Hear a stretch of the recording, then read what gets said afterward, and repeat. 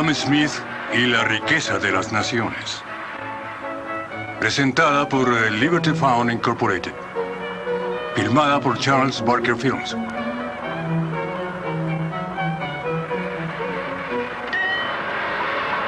Si observamos las comodidades de que goza cualquier trabajador en una sociedad civilizada y próspera, nos daremos cuenta de que la cantidad de personas cuyo trabajo, por mínimo que sea, fue necesario para proporcionarle esas comodidades, supera todo cálculo. Por ejemplo, el abrigo con que se cubre el obrero es resultado del trabajo conjunto de un gran número de artesanos. El pastor, el esquilador de ovejas, el clasificador y el peinador de lana, el hilador, el tejedor, el batanero, el sastre y muchos otros tuvieron que conjuntar sus habilidades para convertir en realidad ese producto casero. Además, ¿cuántos comerciantes y transportistas intervinieron para llevar los materiales de algunos de esos trabajadores a otros que con frecuencia se encontraban en el otro extremo del país? ¿Cuánto comercio y en este caso cuánta navegación? ¿Cuántos astilleros, marineros, cordeleros intervinieron solo para reunir las diferentes sustancias que necesitó el tintorero y que posiblemente le llegaron de los rincones más apartados del mundo? Así, ¿cuán variada mano de obra se necesitó para producir las herramientas del más humilde de estos artesanos? En una sociedad bien gobernada, es la enorme multiplicación de lo que producen todas estas artes diferentes como resultado de la división del trabajo, lo que ocasiona ese bienestar universal que se extiende hasta los niveles más bajos de la población. Las palabras que acabamos de escuchar provienen de La riqueza de las naciones, libro escrito por Adam Smith y publicado en 1776, que se considera una de las obras más importantes jamás escritas. Adam Smith fue un crítico incisivo del pensamiento y las prácticas económicas que prevalecían en sus tiempos, un conjunto desordenado de ideas y acciones al que él llamó el sistema mercantilista. Los mercantilistas tendían a calificar la riqueza de una nación por el tamaño de sus reservas de oro y con la prosperidad de una clase privilegiada de comerciantes. Smith afirmaba que la riqueza de una nación no debía medirse por su oro, sino por los bienes y servicios reales que ponía a disposición de toda su población y no solo de unos cuantos. Los mercantilistas proponían que la riqueza de una nación se lograba mediante el control gubernamental de todos los aspectos del comercio, tanto nacional como con el extranjero. Smith arguía que la riqueza de una nación se lograba liberando lo más posible a los individuos de tales controles, es decir, aplicando lo que él dio en llamar el sistema de libertad natural. Según Smith, bajo ese sistema, los individuos estarían en libertad de participar en esas dos grandes actividades promotoras de la riqueza, la división del trabajo y la acumulación de bienes o de capital, como lo llamamos hoy en día. Cuando un hombre cuenta con bienes suficientes para vivir durante meses o años, por naturaleza se esforzará por extraer un ingreso de la mayor parte de ellos, reservándose solo lo necesario para cubrir sus necesidades inmediatas, en tanto empiezan a llegarle los réditos esperados. Esa parte de la que espera recibir ingresos se llama su capital. La persona que invierte sus bienes para crear trabajo, por fuerza espera emplearlos de manera que le produzcan la mayor cantidad posible de lo que sea.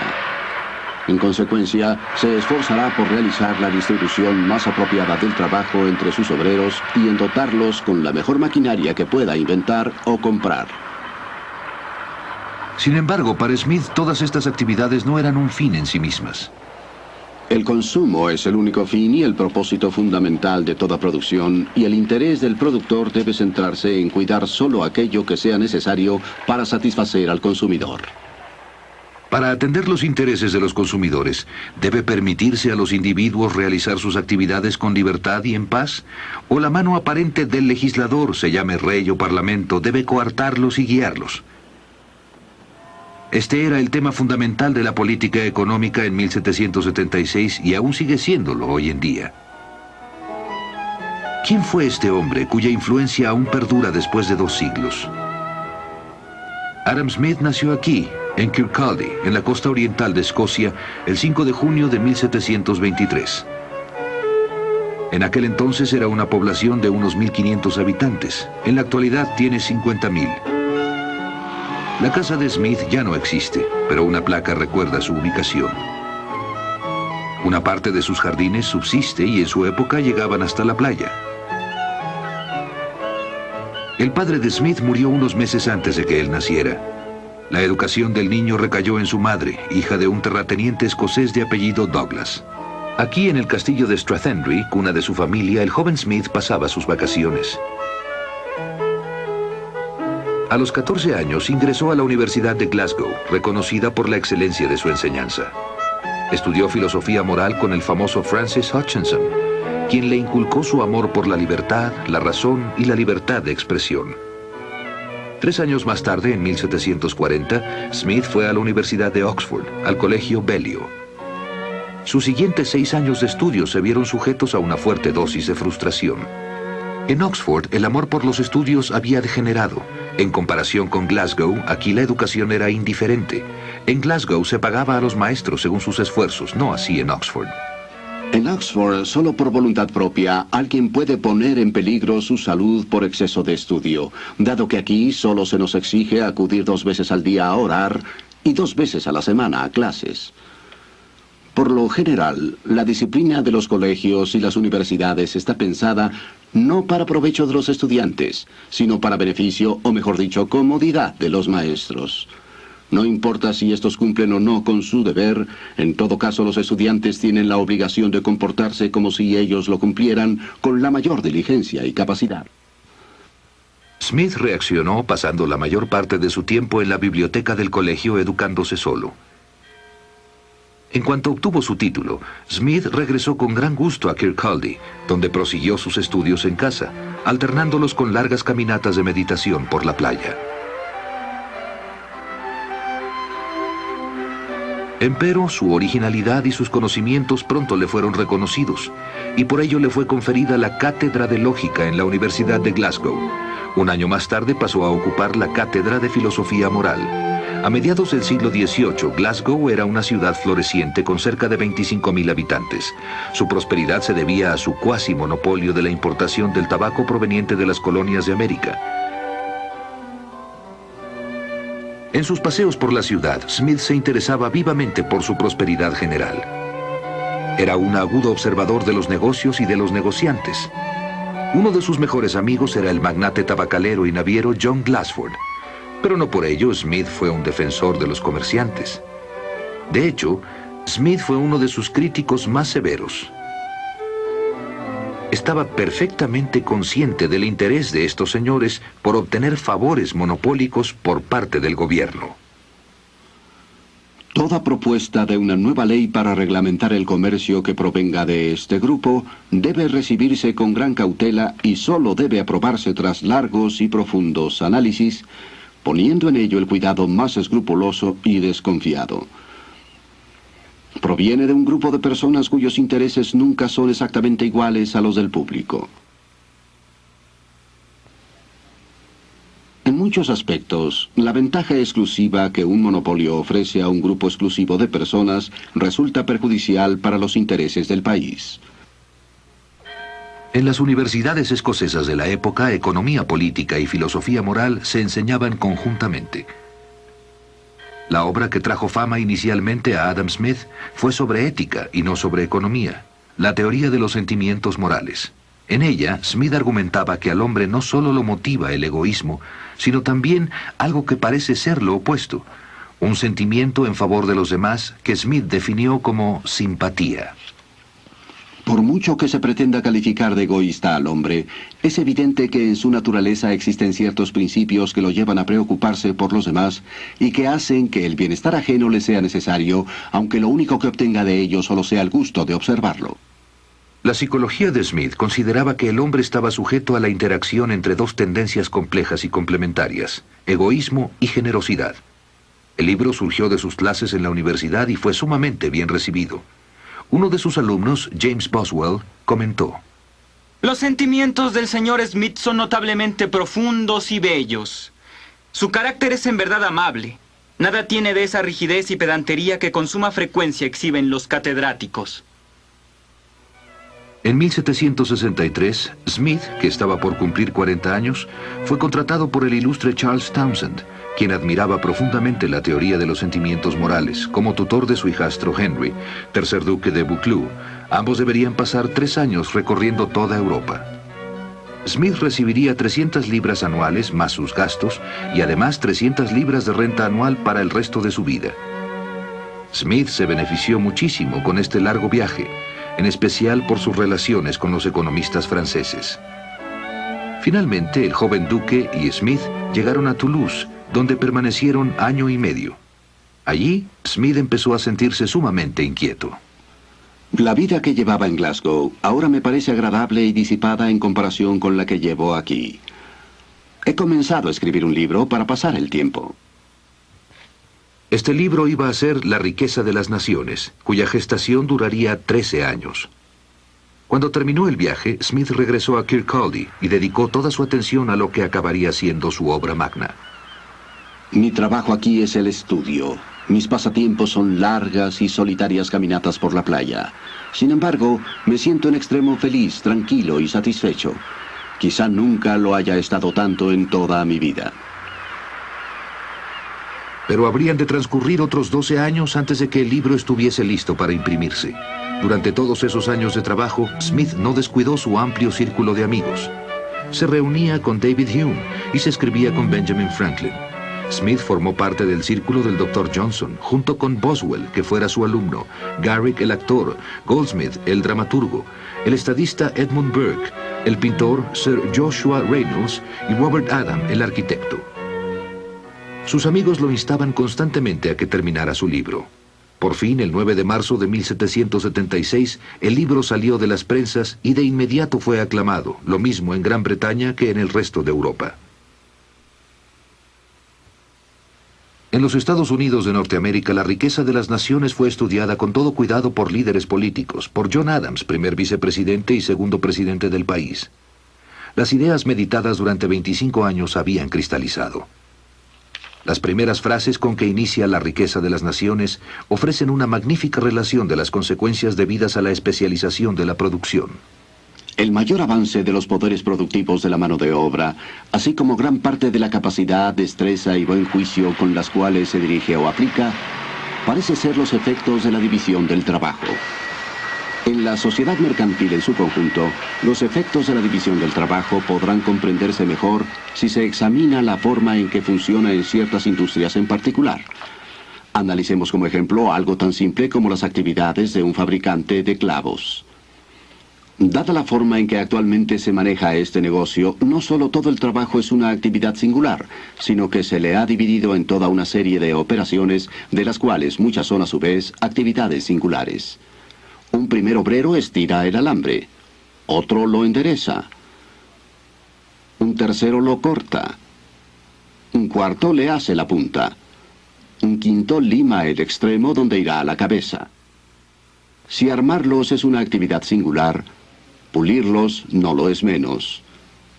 Y de esta manera, la parte medular de la fabricación de clavos se divide en unas 18 operaciones distintas. Esta división del trabajo no tuvo su origen en la genialidad de algún ser humano que previó y se propuso alcanzar el bienestar general al que se da lugar. Es la consecuencia necesaria, si bien muy lenta y gradual, de cierta inclinación de la naturaleza humana que no pretende tales beneficios.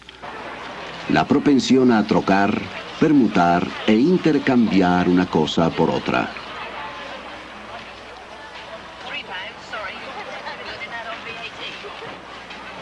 Son incontables las ocasiones en que el hombre necesita la ayuda de sus congéneres y sería absurdo que recurriese a su generosidad para obtenerla. Tendrá más probabilidades de conseguirla si apela a su egoísmo y les demuestra los beneficios que obtendrán si hacen para él lo que les pide que hagan. Quien propone a otro un negocio de cualquier clase, le está ofreciendo hacer esto mismo. Dame aquello que quiero y tú tendrás aquello que deseas. Es el significado de cualquier oferta de este tipo. No podemos esperar nuestros alimentos de la generosidad del carnicero, por supuesto, del cervecero o del panadero. sino más bien de la satisfacción de sus respectivos intereses. Cuando acudimos a ellos, no apelamos a su altruismo, sino a su egoísmo, y nunca les hablamos de nuestras necesidades, sino más bien de sus beneficios.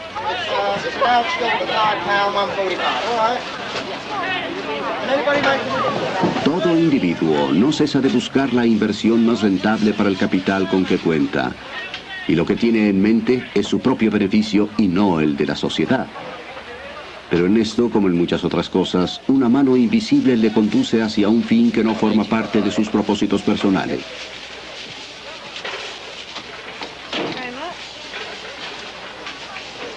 Al perseguir su propio interés, con frecuencia promueve el de la sociedad, quizá con más eficacia que si se lo propusiese intencionalmente. Nunca he sabido que quienes se dedican a comerciar en favor del bien común logren buenos resultados. Smith arguye que en el sistema de libertad natural, el interés personal de cada individuo funcionando a través de la división del trabajo y la acumulación de capital genera beneficios para toda la sociedad.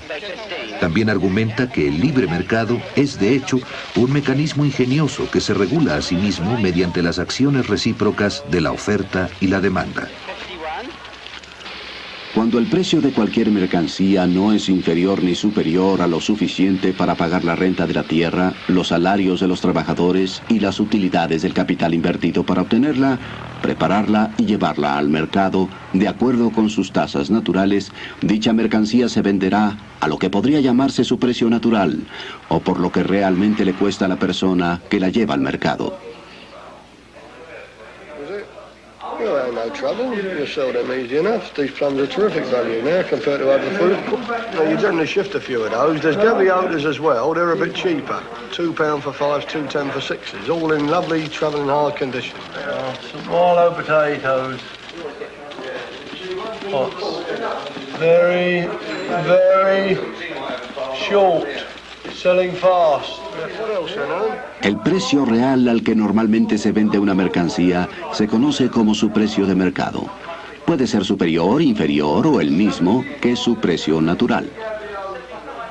Cuando la cantidad de cualquier mercancía que se ofrece en el mercado es inferior a la demanda que genera, de inmediato dará origen a una competencia y el precio del mercado se elevará más o menos por encima del precio natural. Cuando la cantidad de cualquier mercancía que se ofrece en el mercado es superior a la demanda real, el precio del mercado caerá más o menos por debajo de su precio natural.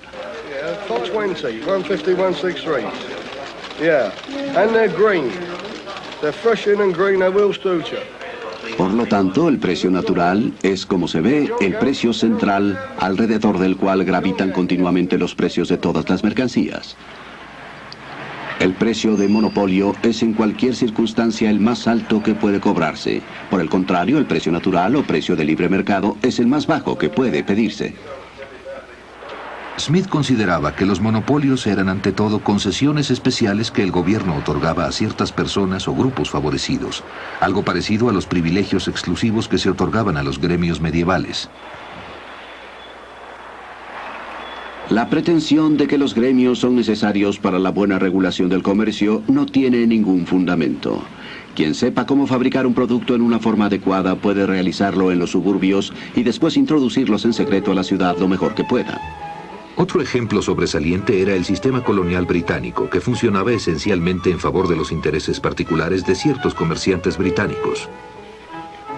Los comerciantes de Inglaterra solicitaron al Parlamento que en el futuro limitara a los agricultores de América a comerciar exclusivamente con ellos, obligándolos primero a comprar en Europa todos los bienes que necesitaran y segundo, a vender a dichos comerciantes las cantidades de mercancía que estos consideraran conveniente comprarles. Gran Bretaña prohíbe en forma terminante la construcción de hornos de fundición en todas sus colonias de América.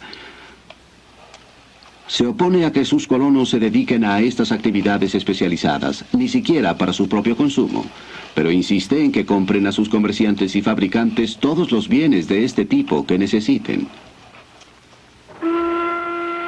Prohibir a un gran pueblo que saque el mayor provecho de cada partida de sus propias mercancías o que emplee su capital y sus conocimientos en la forma que estime más conveniente para sus intereses es una violación manifiesta de los derechos humanos más sagrados.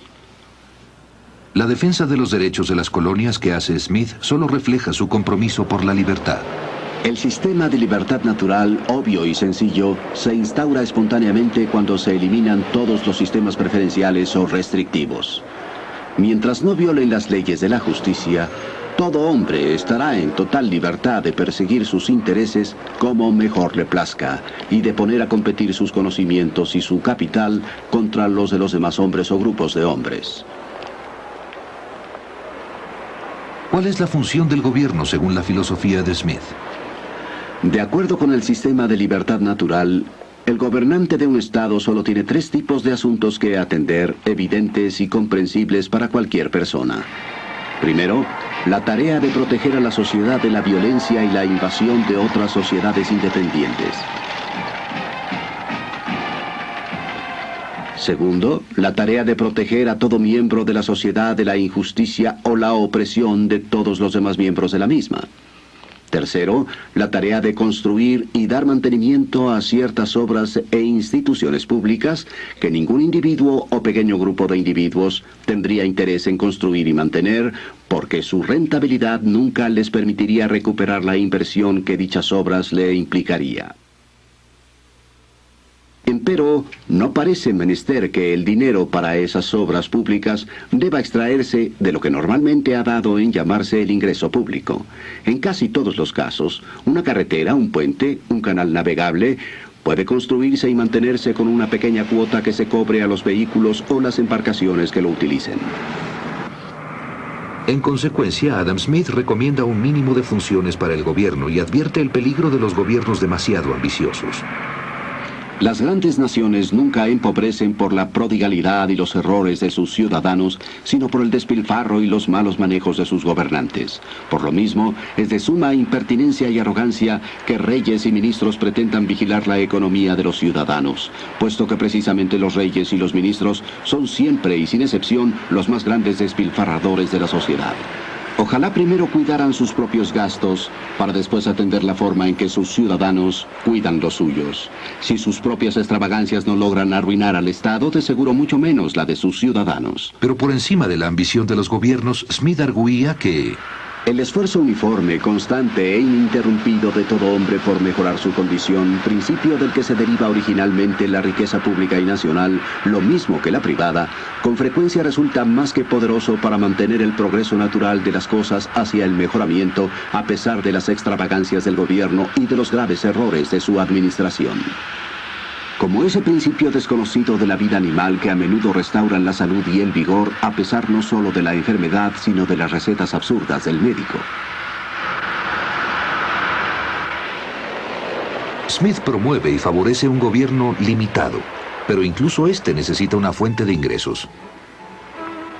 Los súbditos de cada estado deben contribuir al sostenimiento del gobierno lo más que puedan en proporción a sus respectivas capacidades, es decir, en proporción a los ingresos de que cada uno de ellos goce al amparo de la protección del Estado. La política fiscal del gobierno británico tuvo mucho que ver con la reacción de sus colonias americanas. El Parlamento de Gran Bretaña insiste en gravar a las colonias, y éstas se oponen a ser gravadas por un parlamento en el que no tienen representación. Si a cada colonia, que debiera independizarse de la Confederación General, Gran Bretaña le otorgara un número de representantes proporcional a su contribución al ingreso público del imperio, a los líderes de cada colonia les estaría ofreciendo un nuevo método para adquirir importancia, un nuevo y más atractivo objetivo a su ambición. A menos que se implemente este u otro método para otorgar importancia y brindar reconocimiento a la ambición de los líderes de América, es poco probable que llegue el día en que voluntariamente se sometan a nosotros. Y hemos de pensar que la sangre que haya de derramarse para forzarlos a ello va a ser de individuos que ya no son leales, o de quienes deseamos que lleguen a sernos leales. Qué ilusos son quienes creen que en el estado en que están las cosas, nuestras colonias podrían fácilmente someterse por la pura fuerza.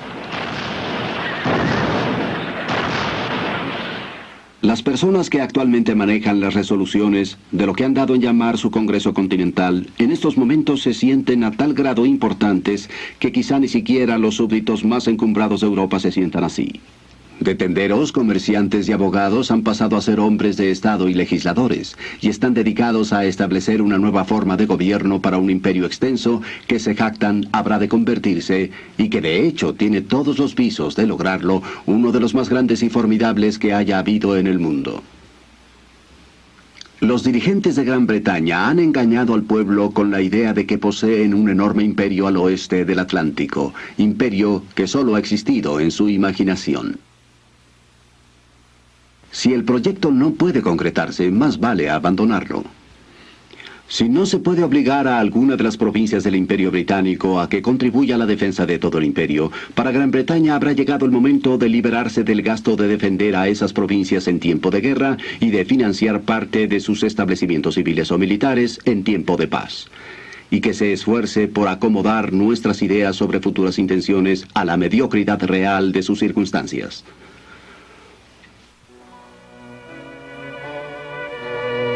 Adam Smith vivió sus últimos días en Edinburgh, en esta casa. En el verano de 1790 su salud decayó, y un domingo por la tarde se dio cuenta de que ya no podía seguir sentado con sus viejos amigos como siempre. Al retirarse a la cama se despidió de ellos con estas palabras. Caballeros, creo que debemos aplazar esta reunión para otro lugar. Unos días más tarde, el 17 de julio, falleció. El mayor monumento conmemorativo de Adam Smith está en sus libros. Los temas relevantes sobre los que escribió en 1776 siguen siendo importantes e igualmente acuciantes para el mundo de hoy. El hombre orientado a los sistemas parece imaginar que puede acomodar a los diferentes miembros de una gran sociedad con la misma facilidad con la que una mano coloca las distintas piezas sobre el tablero de ajedrez. No toma en cuenta que las piezas no tienen otro principio de movimiento que el que la mano ejerce sobre ellas. Pero en el gran tablero de ajedrez de la sociedad humana, cada una de las piezas posee un principio de movimiento propio que en nada se parece al que el legislador quiere ejercer sobre ellas. El esfuerzo natural de cada individuo por mejorar su condición cuando se le permite actuar con libertad y seguridad es un principio tan poderoso que por sí solo y sin ninguna ayuda podría lograr la riqueza y la prosperidad de la sociedad y hasta vencer los cientos de obstáculos impertinentes con que la locura de las leyes humanas con tanta frecuencia trata de obstaculizar su realización.